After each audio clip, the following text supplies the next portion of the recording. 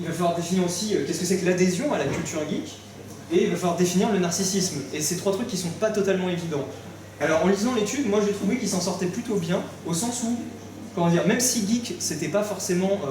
Enfin, il y aurait forcément quelqu'un pour dire mais non, geek c'est pas ça ou quoi que ce soit. En attendant, eux ils ont posé l'ensemble de leur réflexion, ils ont dit bah voilà, nous on trouve que ça en relève.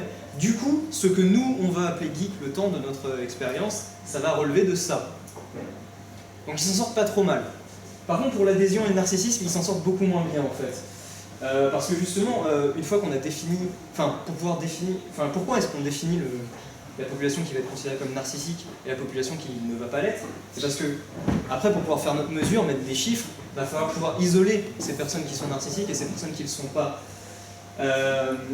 Et il va falloir essayer de se demander, du coup, est-ce que le moyen que j'utilise pour isoler cette population, est-ce qu'il est pertinent? Est-ce qu'il est pratiquement utilisable? Est-ce que les critères ne sont pas flous? Etc. Et le fait est que, malheureusement, cette étude-là tombe dans le piège un peu bête, mais qui est lié à une question de commodité, c'est-à-dire qu'ils ont dit, bah, on veut faire une étude sur un nombre de gens assez grand, donc on ne va pas envoyer tous ces gens face à des spécialistes pour avoir un diagnostic clinique, parce que ça prend du temps, ça coûte cher, etc. Et donc ce qu'on va faire, c'est qu'on va considérer comme narcissiques tous ceux qui vont être considérés comme narcissiques par l'échelle de mesure du narcissisme que je vais utiliser. Donc en gros, le narcissisme, c'est ce que mesure mon échelle de narcissisme. Et ces échelles, bah, c'est des questions, en fait. On vous pose des questions et vous répondez soit oui, soit non. Et en fonction de la réponse, bah, on coche des cases, quoi, en gros. Et donc le narcissisme, plutôt qu'être une façon de se comporter, plutôt qu'être un mode de fonctionnement, pour faire référence à l'analyse fonctionnelle dont je vous ai parlé plus tôt, ça devient juste une collection de symptômes. Un peu comme la taximonie, justement, en gros. Et vous vous rendez bien compte que, autant la taximonie, ça peut être utile pour des patates, pour répertorier les genres des patates, autant pour le fonctionnement psychique humain, c'est pas forcément adapté, quoi. Ça peut avoir une certaine utilité jusqu'à un certain point, mais mine de rien, on passe à côté de plein de trucs. Et les humains, bah, malheureusement, ne sont pas des patates. Admettons qu'on a décidé de choisir cette échelle de mesure. Il faut se poser la question, donc, du coup, de est-ce que c'est en quoi c'est adapté et qu'est-ce que suppose l'utilisation de cette échelle de mesure? Alors, Perron, dans le livre dont je me suis servi, justement, il identifie 4 types de mesures. Il y a la mesure nominale, où en gros, vous allez créer des classes exclusives. Donc là, par exemple, je vais créer les hommes et les femmes, et on va compter le nombre d'éléments qu'il y a dans chacune de ces classes. Par exemple, là, bah, on peut dire, voilà, il y a tac, tac, tac, tac, tac, plein de je ne sais pas combien d'hommes, tac, tac, tac, tac, je ne sais pas combien de femmes. Ça, c'est juste une mesure nominale. À la limite, après, je peux faire une comparaison entre le nombre dans une certaine classe et le nombre dans une autre. C'est légitime. Après, il y a la mesure ordinale, où vous avez à l'intérieur d'une classe organisée. Par exemple, je vais classer tous les hommes par taille, en gros. Et les femmes aussi. Et par exemple, je vais essayer de faire une moyenne des tailles dans la classe des hommes et dans la classe des femmes, et je vais essayer de voir, par exemple, bah, s'il n'y a pas une classe qui a une taille moyenne plus importante que l'autre. Là encore, c'est assez légitime. Ça va. Après, si je rajoute un autre postulat, je peux créer ce qu'on va appeler une échelle à intervalles. C'est une échelle où justement vous allez prendre genre 2 mesures et vous allez la séparer en un nombre d'éléments et vous allez postuler que l'écart entre ces éléments est égaux. Par exemple, les Celsius, les degrés Celsius, vous prenez 0 et 100, vous divisez ça en 100 graduations et vous avez votre échelle de mesure. Et après, toutes les autres mesures que vous avez faites, vous allez les distribuer en fonction de cette échelle-là. Et si vous voulez avoir quelque chose encore au-dessus, entre guillemets, vous allez postuler en plus l'existence d'un zéro qui correspond donc à l'absence de la quantité mesurée. Donc, par exemple, dans le poids, bah, c'est l'absence de patates. Ou les Kelvin, bah, voilà, il y a un zéro qui est considéré comme absolu, c'est bien pour ça qu'on parle de température absolue. Et à partir du moment où vous avez défini ce zéro-là et que vous avez un écart égal entre chaque élément de votre graduation, bah là vous avez une structure très proche des mathématiques. Et donc n'importe quelle opération arithmétique, là elle devient légitime. Il n'y a pas de problème avec ça. Mais il faut faire gaffe parce que tous les phénomènes ne se prêtent pas à une répartition sur une échelle absolue. Et vous vous en doutez bien, bah, l'erreur qu'ils font, c'est de le faire. Au niveau du narcissisme, vous doutez bien qu'on peut attribuer le narcissisme, c'est une structure psychique, et on peut faire en réalité, les mesures légitimes qu'on peut faire du narcissisme, c'est des mesures ordinales, c'est-à-dire on a un groupe de personnes, et effectivement, si on les étudie avec des médecins et tout ça, ou des psychologues, on va en diagnostiquer certains qui vont être narcissiques, et puis on va pouvoir les compter. Jusqu'ici, du coup, mettre un chiffre sur une mesure ordinale, juste sur un nombre de personnes, c'est légitime. Les répartir selon la taille ou j'en sais rien, c'est toujours légitime. Par contre, si vous dites par exemple, mon test de narcissisme, Monsieur Carotte il a eu un score de 5 et Monsieur Navet il a eu un score de 10, vous ne pouvez pas dire Monsieur Navet il est 2 fois... Non, Monsieur Navet il est 2 fois plus narcissique que Monsieur Carotte. Ça n'a juste pas de sens. Parce que ce que vous faites en faisant ça, c'est que vous passez d'une mesure nominale ou une mesure ordinale à une mesure à intervalle ou une mesure absolue. Et le problème, c'est qu'une mesure absolue, ça implique pas mal de choses. Et donc, je suis allé chercher une des échelles qu'ils ont utilisées, qui est l'échelle HSNS. Je me rappelle plus ce que c'est High Sensitive Narcissism Scale. Et donc voilà, donc ça se présente comme ça, donc en fait il y a 10 questions, donc j'ai juste pris les 2 premières parce que toutes les questions sont du même style et ce qui est important en fait c'est ça. Donc par exemple il y a une question comme mes sentiments sont vraiment blessés lorsque je suis dans une situation ridicule ou lorsque on me fait une remarque désagréable. Et en fonction de la réponse, une attitude qui serait prudente ce serait de mettre des lettres en fait. Et après, en fonction de ces ensembles de lettres, on pourrait dire ah bah lui, il a plus l'air d'être narcissique que cette autre personne par exemple, parce qu'il a beaucoup de E, si c'était une lettre, et lui il en a moins. Mais le souci avec ce genre d'études, c'est que ce qu'elles vont se mettre à faire, en prenant en compte le fait qu'il y a des chiffres ici, c'est qu'ils vont calculer un score à partir de toutes les questions, et à partir de ça, ils vont faire des régressions linéaires, ils vont calculer des moyennes, ils vont calculer des variances ou ce genre de choses. Et mine de rien, quand vous faites ce genre d'opération après, sur un score d'une échelle de narcissisme comme ça, ce que vous sous-entendez, c'est que l'écart entre je ne suis pas très... Enfin, ça ne me caractérise pas beaucoup, cette assertion, et ça me caractérise moyennement, c'est le même que j'ai pas d'avis et ça me caractérise. C'est assez aventureux, mine de rien, comme prise de position. Enfin, il n'y a absolument rien pour l'appuyer. Et c'est ce genre de questions qui ne passent pas par la tête des gens parce qu'ils font des manipulations mathématiques qui sont justes au sens où, si vous avez fait mes 11, le test du qui carré, la discussion sur le alpha, ce genre de choses, ils vont les faire. Mais le problème, c'est qu'ils ne se sont pas posés avant de est-ce que toutes ces techniques-là que j'ai utilisées, est-ce qu'elles étaient adaptées à mon sujet de recherche vraiment? Est-ce qu'en voulant simplifier à outrance la question du narcissisme, la question de l'adhésion à une communauté, est-ce que je dis vraiment quelque chose sur ces sujets-là, quoi? Ou est-ce que c'est pas quelque chose que j'ai complètement mutilé comme sujet? Et du coup, dire que les narcissiques, enfin plutôt dans la population des fans de Star Wars et geeks, il y a plus de narcissisme, en fait on ne peut même pas dire que ce soit plus vrai ou plus faux. L'étude ne sert à rien en fait. Elle part de tellement de problèmes dans ses présupposés que sa conclusion, quelle qu'elle soit, elle n'a aucune valeur. C'est un peu dommage. Du coup, ce qu'on peut retenir de ce que je viens de faire en vous assommant avec mes propres interrogations, c'est que le modèle de sciences exactes, il a quelques limitations quand même, et du coup, c'est peut-être pas une bonne idée de le foutre comme ça aveuglément sur n'importe quelle démarche scientifique.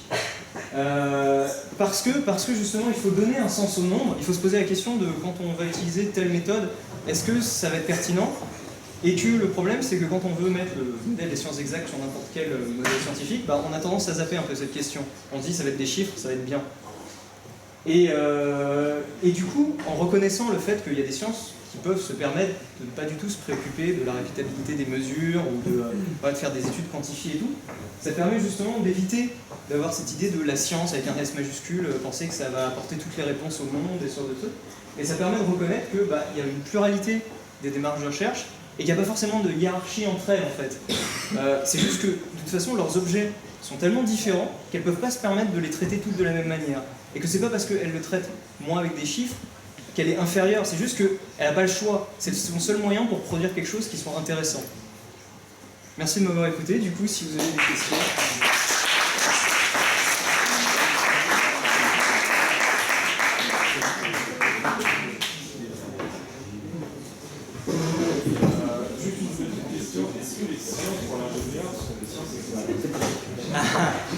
Déjà, alors j'ai oublié de parler de ça, mais on les appelle sciences exactes. Ce serait plus correct de dire sciences dites exactes, justement à cause de toutes ces histoires d'induction et ce genre de trucs. Sciences exactes, ça supposerait que ça te donne un résultat exact, vrai, tu vois, sur ce que tu fais. Alors que tu peux avoir un chiffre qui correspond, enfin mathématiquement, tu vois, à ce que tu as fait, mais qui n'est pas forcément exact au regard de ce que tu veux observer, on va dire.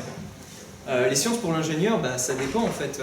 Si tu me dis la physique, bah oui, puisque le modèle des sciences exactes, c'est en fait le modèle de la physique.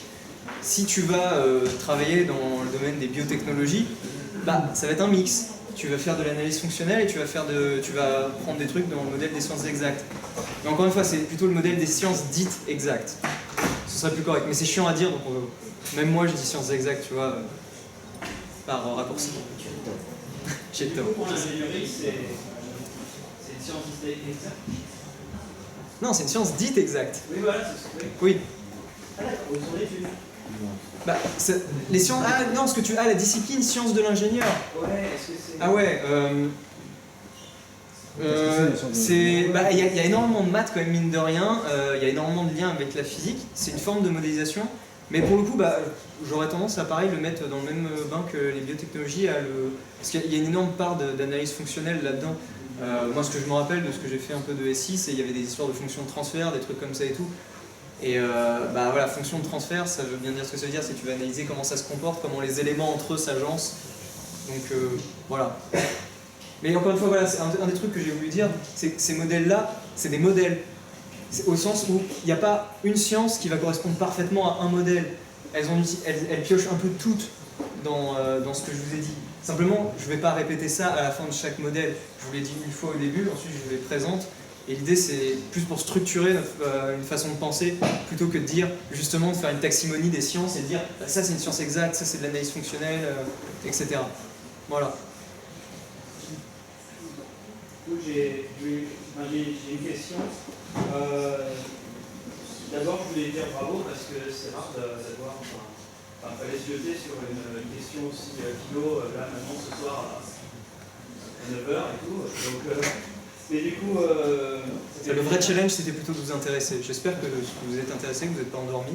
Vous avez le droit de le dire. Du coup, je me demandais sur le livre de Roger Perron, jusqu'à quel point il a été une source d'inspiration, parce que je vois la taxonomie des types de démarches scientifiques. Et la première, qui s'appelle la taxonomie, il dit qu'elle est au 17e. D'après moi, elle ressemble plus en fait à une analyse, consiste à découper en petites parties, à créer des catégories pour ensuite reformer et comprendre quelque chose qui se passe. Parce que Descartes l'a défini justement au 17e. Et puis ensuite, la deuxième catégorie qui en fait Perron appelle analyse fonctionnelle. Oui, il appelle ça le modèle de la biologie. Parce que justement, elle ne découpe pas en petits bouts, elle essaie de réunifier. Donc c'est plus une modélisation systémique, on pourrait dire, et pas une analyse. Surtout qu'elle est avec William Harvey, mais aussi avec Léonard de Vinci. Hein, le modèle, Léonard était dessinateur avant d'être ingénieur, puis chercheur, puis mathématicien, puis ensuite il est dessinateur d'abord. Donc le modèle, c'est un dessin. Et on met ensemble des choses. La structure de cet exposé, en gros, est extrêmement inspirée de 2 chapitres du livre de Perron, qui est la raison psychanalytique, où en gros il va décortiquer plein de conceptions. Il va décortiquer le principe d'hypothèse, enfin le concept d'hypothèse, le concept de concept, la mesure, la cause, les effets, etc. et tout. Et dans le but justement de dresser des ponts en fait entre justement les démarches scientifiques, ou les démarches qui sont supposées comme scientifiques, et la démarche de la psychanalyse. Il va essayer de voir dans quelles circonstances ça s'en rapproche et dans quelles circonstances ça s'en éloigne. Voilà. C'est ça la dynamique de son livre. Ces catégories, est-ce qu'il parle aussi de catégories historiques? Parce que moi je parlais plutôt d'enquête. Non, il parle. En fait, les modèles qu'il utilise, lui, je les ai renommés parce que justement je trouvais qu'on pouvait les appeler de façon plus générale. Lui, il les a justement à chaque fois très liés à une science. Et ça me dérangeait un petit peu parce que justement il y a des sciences qui se réclament quand même de plein de modèles.